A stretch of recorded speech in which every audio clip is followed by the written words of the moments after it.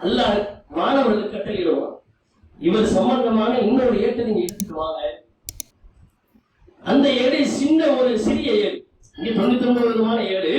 அல்லாஹ் தராசுல நிறுத்து பார்க்கறதுக்காக ஒரு பக்கத்துல வைக்கிறான், இன்னொரு பக்கத்துல வைக்கிறதுக்கு ஒரே ஒரு சின்ன ஏட்டை எடுத்துட்டு வாங்க நல்லா கட்டளையிடுவான். மாணவர்கள் அந்த ஏட்டை எடுத்துட்டு வராங்க. அரபியில 10 காம்பாங்க. சின்ன ஏடுனா A4 சீட் மாதிரி ஒரு பேப்பர், இப்படி கூட விளங்கிக்கிடலாம். இந்த 99 பிரம்மாண்டமான ஏடு அதுக்கு எதிர் திசையில வைக்கிறதுக்கு சின்ன ஒரு 10 இது கொண்டு வரப்படுகிறது.